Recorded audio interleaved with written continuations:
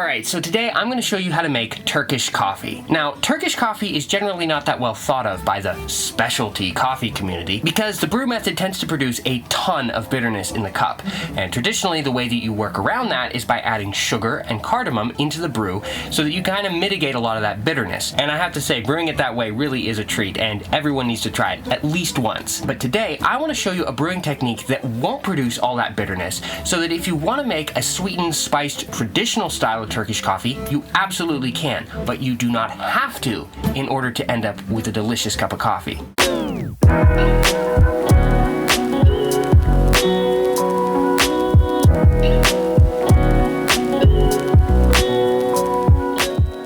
This is a cezve, or Turkish coffee maker, sometimes also known as an ibrik, typically hammered out of copper and lined with tin, but some are cast from brass or bronze, and some copper ones are lined with silver. They come in a variety of shapes and sizes, and this one is a 2-cup size, meaning it brews 2 servings at a time with about a 240 ml total capacity. A serving of Turkish coffee is between 50 and 90 ml, with 70 being ideal, but it will expand massively when brewing, making the extra room in the cezve essential. You should know that these things only work properly when brewing the amount that they are designed to brew. You can't really get great results if you over or underfill your cezve, so bear that in mind if you want to buy one. It came with a small packet of pre-ground coffee, but even using cheap coffee that's been freshly ground will taste infinitely better than pre-ground. Now, I don't own a proper Turkish coffee cup, but realistically, any small espresso cup will work just fine. And for aesthetics, I'm going to go with the white and gold. Turkish coffee has a tradition of always being served with a small glass of water, a tradition that I think carries over nicely to all coffee drinking.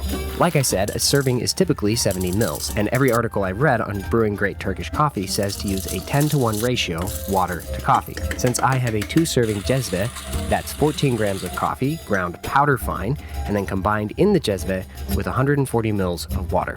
A massive tip here that I got from specialtyturkishcoffee.com. Use water around 140 degrees Fahrenheit and it will help you hit your brew time much more consistently, which will prevent you from making undrinkably bitter coffee, which is quite easy to do with this thing. After stirring, get the cezve immediately onto low heat and don't walk away. You want to see the foam slowly form and rise without breaking into a boil at any point. And you want that foam to reach the top of the cezve between 2 and 2.5 minutes, no more, no less. This will probably require some temperature modulation, either by lifting the brewer off the heat or by adjusting your burner. I find that starting with a higher heat and then tapering off works really well. As soon as you see this, remove from the heat, pour into your cups, and let it rest for 2 or 3 minutes. While you wait, you can rinse out your cezve with a little soap and water. And for all you mocha pot brewers out there, soap here is the prescribed method. But if it keeps you up at night, you are more than welcome to leave it dirty. Alright, so my Turkish coffee is just about ready to taste, and that actually brings up an interesting point. So I poured the rest of it into this little shot glass here so that you guys can see how the coffee separates, because the big question I think in my mind when I first heard about Turkish coffee is like, wait, it's not filtered? Then what, you just drink grounds? No, let me show you. You can definitely see this is where the grounds are right there, and then all of that is the coffee. And so when you're drinking Turkish coffee, you just want to make sure that you don't drink the dregs of the cup, because those are not going to be good times. Those are going to suck. So this thing is just about ready. It's got a lovely little head of foam on it, and I guess it's time to find out whether I did a good job on the brew. I'm not going to filter this. If this is bad, the brew went a little bit longer than I wanted to. I usually like to hit it right at 2 minutes. This went 2.5.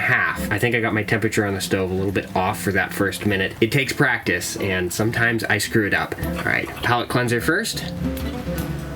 And now for the coffee. Cheers. It's not too bitter. It really doesn't have any bitterness at all. There's that thick foam on top. This is the first thing besides water that I've had at all today. So this kind of just slapped my palate around. I need to take another sip and then I maybe can give you guys some tasting notes.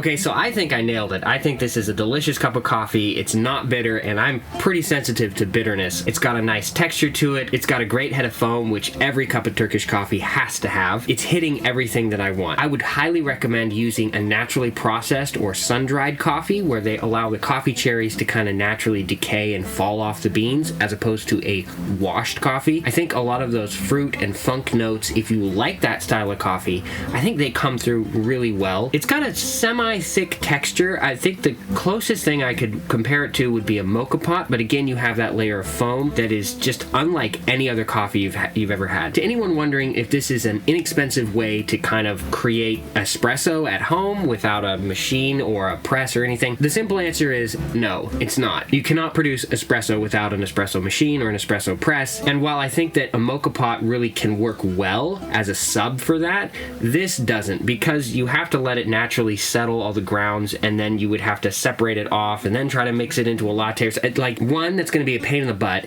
Two, it just doesn't taste like espresso. You'd be better off just buying a mocha pot or saving up and getting an espresso press. That said, I think that every coffee aficionado ought to have a jezve at home, and you should practice and learn how to use it, because to me, this is not necessarily the coffee I want to wake up to in the morning, but oftentimes in Turkey, I believe this is used more as an after-dinner kind of treat, like after a meal, to settle your stomach. You know, it's a small, strong little cup of coffee with a nice texture, and to me, this is the perfect thing that I would want to have after a meal in the evening. So that being the case, I think it's the perfect kind of coffee for entertaining. You're going to have some guests over, it's pretty easy, it's pretty fun, and you can even let them try brewing it as well, because while it does take practice, it's not rocket science to make a good cup of Turkish.